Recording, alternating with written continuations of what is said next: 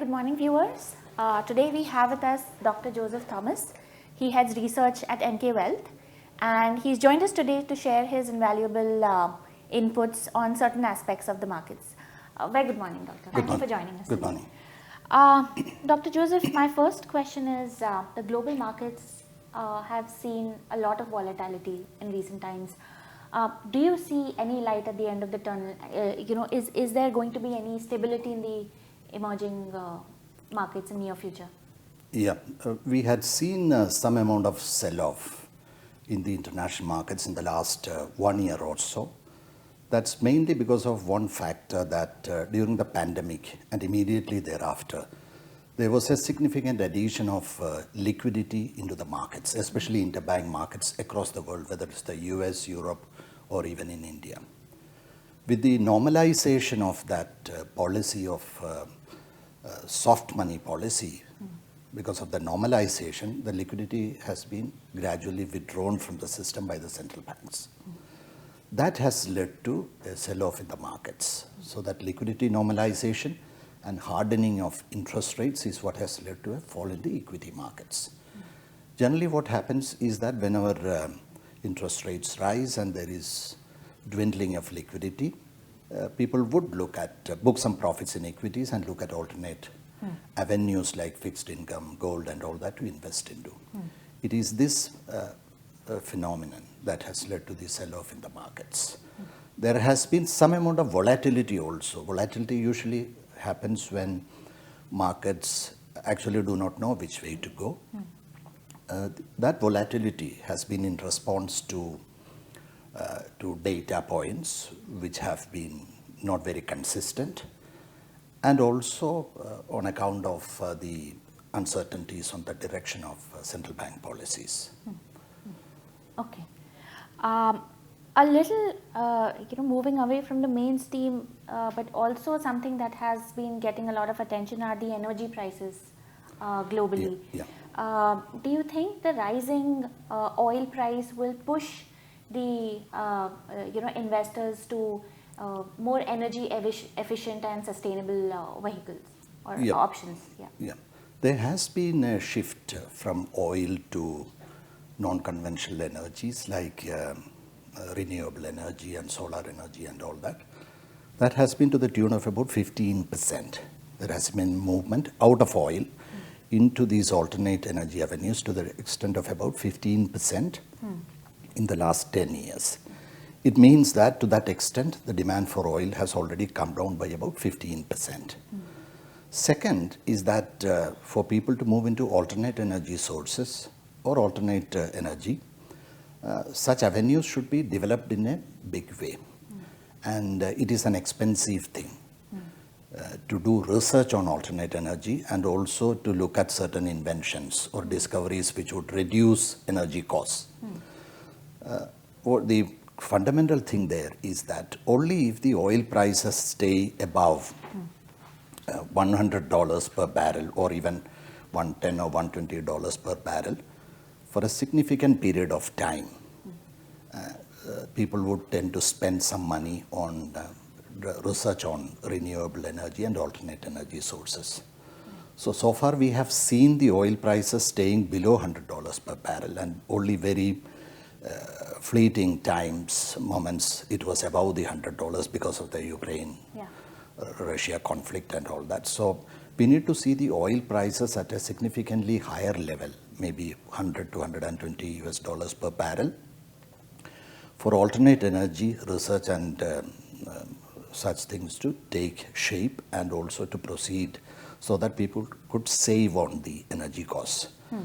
If oil prices stay below, say, $70 or $65 per barrel, it becomes an expensive proposition to look at alternate energies and also exploration or research. So if oil prices stay below $70, there won't be any need, or also there won't be any incentive to look at alternate energy sources. Having said that, there is already a conversion of about 15%, as I have told you, from oil into alternate energies. So that area is growing, but at a very slow pace. Sure. Over a period of time, it could come into the lead Absolutely. 15% is, not negligible number Yeah. for sure. Yeah. Doctor, in your last interactions, interviews, you had stated that high interest rates are enemies of the equity markets. How do you suggest clients hedge themselves against high interest rates? Yeah. In the case of, why do we say high interest rates is the biggest enemy of the equity markets is because the cost of funds for companies go up when interest rates rise. And when interest rates go down, the cost of funds, it comes down. So if the cost of funds comes down, then it's advantageous for companies. Their borrowing costs are less, and therefore it will positively impact their profitability and earnings. That is one of the fundamental reasons. Second is that when liquidity is available cheap at very low rates, people tend to pick up that liquidity from banks, financial institutions, from the interbank market, and they invest it into the equity markets. The cheap liquidity which was available in US and Europe has actually has been chasing the high yields in the emerging markets. Because investors know that this cheap money at very low rates in the US, Europe is not going to stay there forever. Rates would ultimately go up. Therefore, cheaper liquidity at low interest rates would tempt people to chase high yields in the global markets, especially emerging markets. That's yet another factor that supports markets when liquidity is plenty and interest rates are low. A third factor is that when interest rates start rising, it usually impacts lower end of the mid caps and small caps much more than it affects large caps. Large cap companies have very well established business models. Right. Most of them are cash surplus, they have sufficient cash. Even if you look at the mid caps, one of the estimates or surveys says that the dependence of some of these mid cap companies, quite a large number of them, on bank funds and borrowing has actually come down in the last 10 years. It has come down to the extent of about 20-25% of their total requirements. So almost 1/4 of their funding requirements from banking system, interbank or borrowing has come down drastically. So generally, it impacts, adversely impacts small caps and the lower end of the mid caps. Therefore, in a scenario of rising interest rates, it's a better policy or investment act to look at maybe well-established companies with good business models from the large caps, as also the higher end, the mid caps is a good thing to look at and to do, mainly from the interest rate point of view. Sure. When it comes to fixed income, when interest rates are rising, if you need to hedge the portfolio or to make an appropriate investment, some of the areas that you should be looking at is one should concentrate the investments at the very short end of the curve. Say, for example, in India, the overnight rate is now 6 to 6.25%. With the repo rate at 6.25%, the liquid funds, overnight funds, they will give you around 6.25% or 6%. So it's a good rate to stay in. And virtually you have not much of a price risk or a credit risk investing into overnight funds or liquid funds. Right. So that's an area where you should focus on as far as fixed income investment is concerned when interest rates are rising, because the price risk is very limited, negligible. Second opportunity is that one could look at some good floating rate funds to invest into. That's a good strategy to hedge. Though the floating rate funds haven't yet given any spectacular returns for investors to move into that, but from a pure perspective of hedging, that makes some sense. Right. That's the fixed income impact of the rising interest rates. Sure. Thank you so much.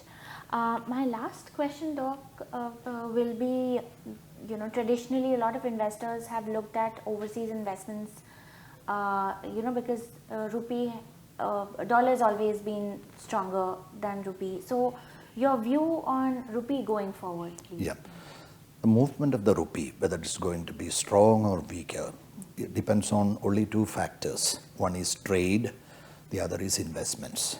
When it comes to trade, we know that we are net importers in a big way. We import even gold and fuel. Fuel accounts for a substantial import bill, then gold, then the edible oil. These are all huge imports. So we also import capital equipment, heavy capital equipment. So our imports are always, and we are a developing country, we are an emerging market, so our imports will always be much higher than the exports. Therefore, we need more dollars. And therefore, the rupee cannot be very strong if you are looking at the trade part of it. The second thing that we could look at is investments. And in investments, two things come in. One is for FII investments and the FDI investments. Right. Now, one of the things that we have noticed, and it is a fact of experience, that whenever FIIs move out of the domestic markets, the rupee depreciates. And whenever they come in, the rupee appreciates. We have seen FIIs exiting the local markets. Therefore, the rupee has become cheaper or weaker against the US dollar. There are also factors which are supportive of the US dollars because US dollar interest rates have been rising. The dollar index was moving up and dollar was strong against almost every other currency. So that gets reflected against in the dollar rupee exchange rate as well. Right. So we can expect our view would be that the rupee could be weaker from here further. Rupee could be weaker from the current levels. Okay. But it could stabilize once the FIIs start coming back into the markets. But that would require two conditions to be fulfilled. For FIIs to come in and the rupee to stabilize. The first factor is that investors should have some certainty about the direction of the Fed policy as also the RBI policy on interest rates. Are they going to stop hiking the rates or are they going to moderate the hike in interest rates? That is something that investors need to be sure of. Right. If this rise in interest rates is going to be there and it's going to be continuous, then it could be a problem because investors may not be able to make any certain decisions based on a rising interest rate scenario. They need to see stability. Right. So certainty about Fed policy and certainty about the RBI policy on interest rates. But with both the central banks, we have a strong feeling that going by their past behavior also that they could start moderating the hikes. Right. The quantum of hikes could be smaller and smaller still. That gives some comfort. And the second factor that which was contained in what I have just mentioned to you is stability in the dollar rupee exchange rate. We need to see that the dollar rupee exchange rate has stabilized, say at 83 rupees per dollar or 83 and a half rupees per dollar. I just mentioned 83 and a half just for the purpose of stating it as an example. Right. So we need to see stability there because if the FIIs come in today and if the rupee continues to weaken, then they immediately make a currency loss.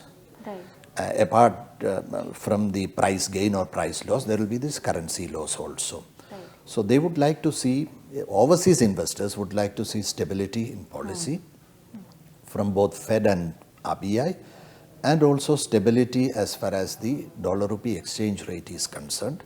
And that exchange rate would be singularly determined by the FII monies coming back into India, which could help the rupee to strengthen, but it is a little while away from today. All right. Thank you so much for your views. Thank you very much. Thank you. Thanks.